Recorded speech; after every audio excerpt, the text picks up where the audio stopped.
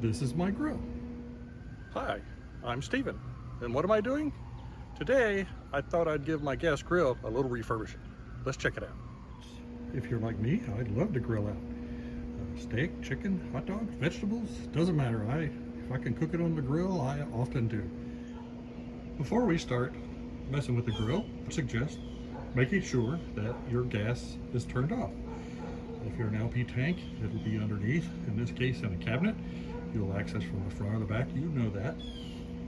If it's a natural gas grill, it still will have a cutoff somewhere along the line between there and the wall where it comes out. So let's make sure the gas is turned off. Even if you routinely turn it off when you're leaving the grill unattended, you should always double check these kind of things.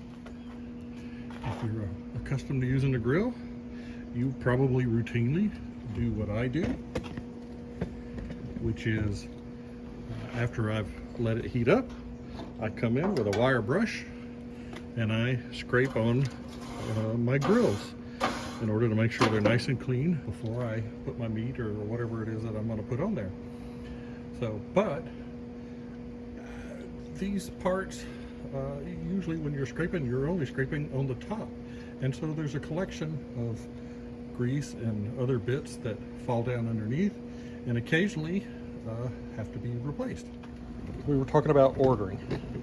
So somewhere on your grill will be either a little metal plate or a sticker, as in this case, that identifies the model number of your grill.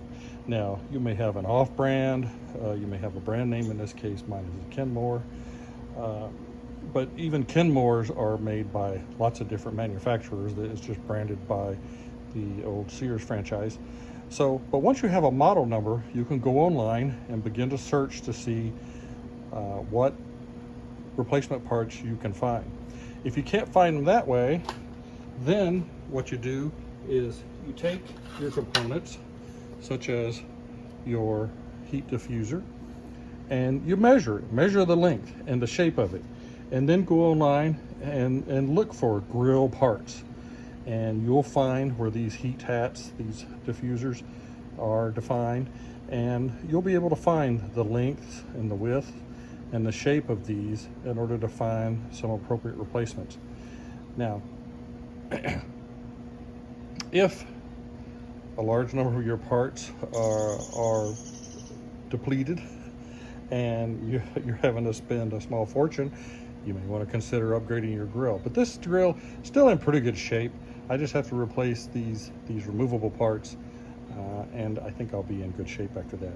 So let's take a deeper look. First, I'll start by removing my grills, and I'll put them in some water for degreasing. Here I have a tub large enough to hold my grill. So you'll see on the back how there's some extra debris that kind of hangs there that you don't normally get cleaned off. So with this degreaser, I will use a good stiff brush and I'll clean these up.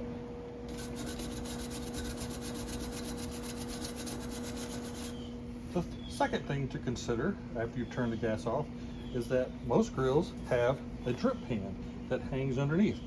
Now, you may not know or remember to check this very often, but this is where grease and runoff from what you're cooking runs to.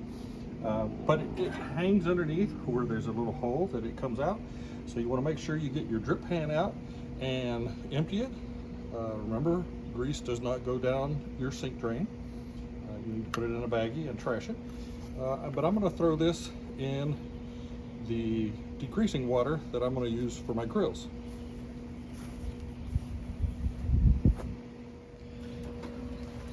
Now, I've removed the grills. I've placed those into my degreasing water. Let those soak a little bit, brush them down. But I'm going to point at the inside. You'll note that ash and debris collects on your heat diffusers, which I refer to as hats since they kind of are a little bit pointy and hang over that. But over time, with heat and cooling, the expansion and contraction of the metal, and because moisture generally collects on something that cools, you will notice that it begins to break down. You'll have little rusted out spots where there'll be holes, or it'll begin to crack along the edges. And so these periodically have to be replaced. But first, let's take these out. you'll see underneath it doesn't look so bad, but on the top is where the stuff collects and where the holes begin to form.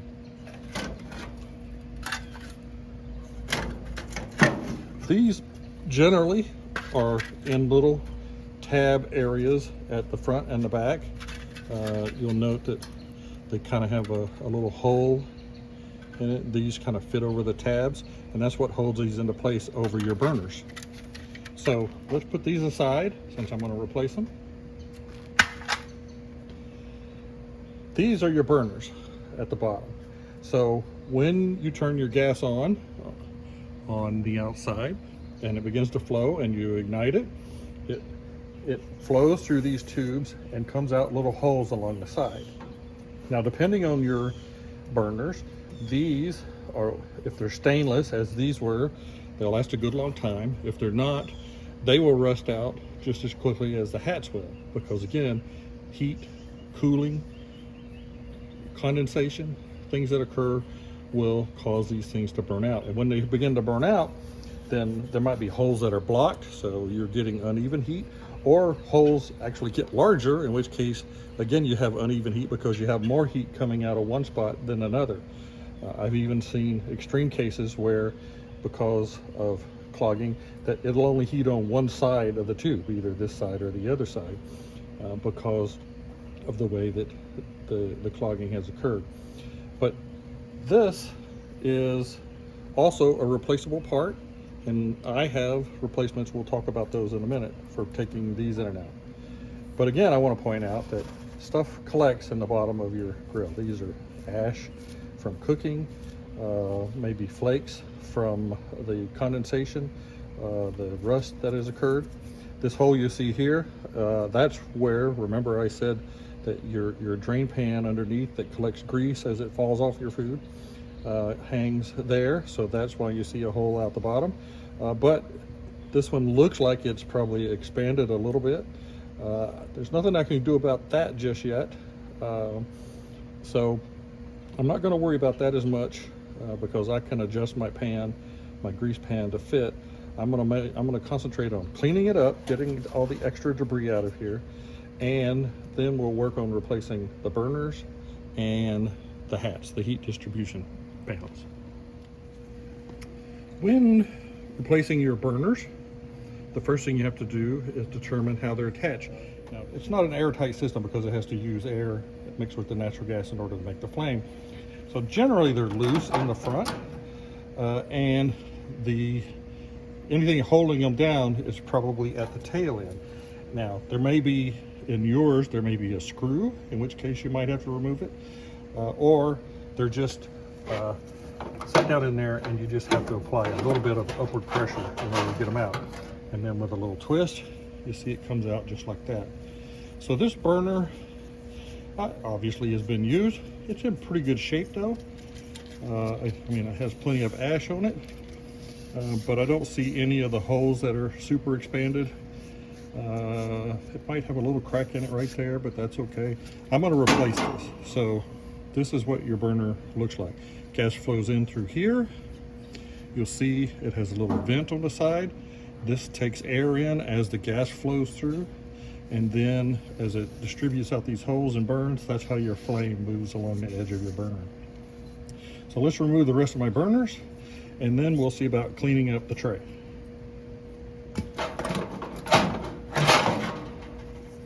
All right, with the burners removed, now we are down to the tray area. So I'm going to use a good stiff brush. I'm going to clean out the ash that's in the bottom. I can use my water hose on this if I need to, spray some degreaser in there, and I may do that, but I want to get the big stuff out first, and then we'll clean up the remainder after the fact. As I was cleaning it out, I see my problem is a little more extensive than I had hoped. The bottom tray, which is also a replaceable tray on the bottom, has rusted through. You can see as I was cleaning up, I made the hole even larger. It's very brittle at that point.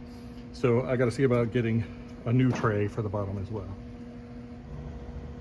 I finished cleaning my grills and the drip cup about as good as I can. So I'm going to set those aside, and now let's look at our replacement parts. Using the model number from the sticker on the side of my grill, I went online, typed in that model number, looked for parts, and I ordered what came as a kit like this, which includes the hats and the 3 burner replacements. Let's open them up and take a look.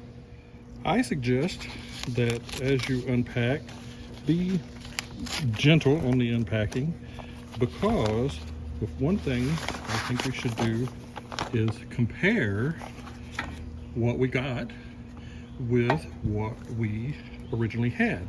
The reason being that mistakes can be made, and sometimes models change a little bit. In fact, this one, I would say these holes are a little bit larger than the one I had, but that's probably okay as long as the dimensions, the length and the width of the deflector is appropriate. So let me get one of my old ones. Here's one of my old ones. We could see there are a few differences. In my old one, the little louvers along the side were much larger. These are smaller. I'm going to assume that's okay. The more critical thing is to determine that the length seems appropriate and the width. Now I can tell from this that the width is a little bit wider than what I had before. So the real test will be to try one here in the grill. Now, since mine is a little narrower, it's possible that I can squeeze this down a little bit. I don't want to overdo it. But more important, I want to make sure that my tabs fit in the tabs that we have here and that it lays correctly in the grill. And that looks like it's going to be an okay fit. So I'm going to go with that. Let's take a look at the burners. I've gotten one of the old burners here. I'm going to open up our packaging. Again, being reasonably careful in case I have to return these. Let's get one out and see what we have. All right. So first we'll compare length. Length looks good. We'll look at the shape. I see it has the same kind of tail fin that mine had. Again, the hole might be a little larger than I had in the other one, but that's okay. This end looks pretty much identical, and it has an adjustable gauge here that you can loosen the screw on the side in order to make the air gap a little larger, and that adjusts your flame accordingly. As you see in my old one, I had a little larger gap. This one's a little smaller, but it's also a little longer. So I don't know whether that's going to compare to what I had. I'll have to check once we flame it up. But in general, I think my replacement parts look good. Let's go ahead and put our burners back in. I'll point out that you'll see in the bottom, I took a sheet of galvanized roll flashing that I had on hand and cut a piece to cover my existing drip pan while I wait for the next one to come in. So I'm not going to bother with that right now. I think this will be suffice. I've got a hole in it where my drip pan goes. So now we're ready to put the burners back in. If you remember, this end goes over the pipe that is on the outside, or that connects up with your knob. Has a little pipe that sticks out this end, so this will go into the end of that knob, and then the tail goes down to the bottom where there's a little clip that this hole fits onto. In yours, there might have been a screw that held it on, or even a clip that you put into the pin that's there. So whichever way yours came out, let's put it back in the same way.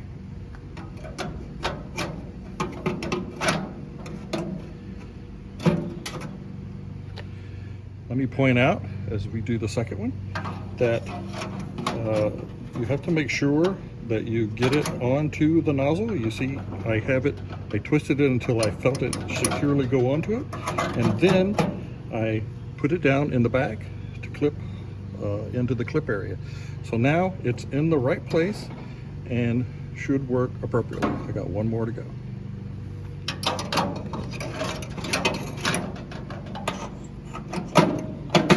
Once you have your burners in, you can test them. We can test and see how the flame is.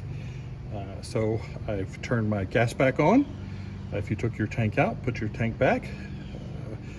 Make sure that you seal it down appropriately as you normally would when you exchange a tank, and turn the gas on. I have electronic ignition, so I should be able.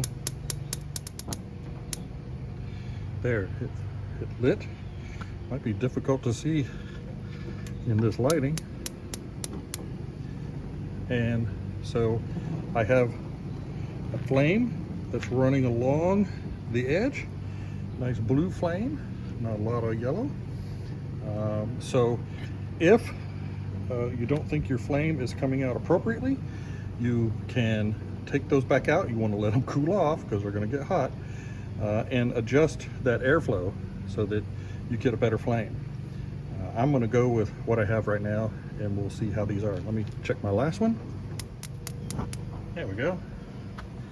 So now they're all burning. I'm going to let those burn for just a minute in case there's any oils that are on the grills or the burners that I got. Let it make sure that it gets those nice and hot and burns off any of those excess oils.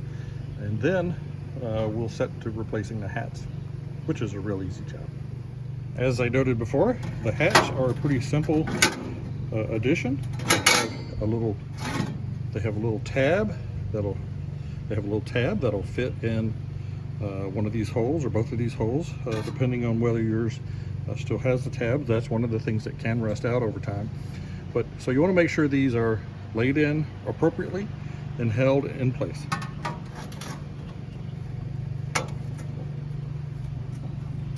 Now, hopefully you made sure you turned off your flame before you did this, or you're going to grill your fingers.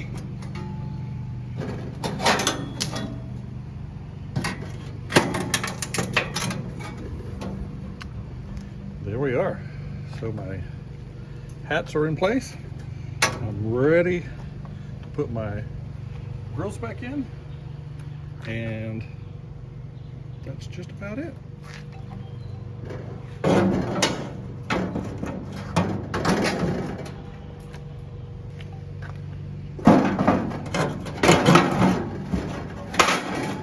The one thing you don't want to forget is your drip pan. You see, this one's seen better days. I guess it's got a little bit of rust on it, but I cleaned it up as nicely as I could. This is the hanger. It hangs in the little drip hole at the bottom. There's a little piece of metal that goes across that this hangs in, and then the cup sits right in there, something like that, and it catches your runoff. So you periodically want to empty this. Remember, grease does not go down the drain. You need to get it out into a cup or paper towel, something, and put it into your trash. But it's very important you remember to put this back on. Otherwise, the first time you grill a nice juicy steak, it's going to drip out the bottom onto your tank, onto your floor of your deck, and you don't want to do that. So there we have it. I've taken my grill, I've replaced the burners and the heat diffusion, which I refer to as hats, and I washed up my grill nice and clean. But I'm going to flame it up. I'll let it get hot, kind of make sure everything inside is good and clean, and then I'm ready to grill. Okay, my grill is all cleaned up. I hope that was helpful. Be sure to like, comment, and subscribe to see what Steven's doing. Thanks.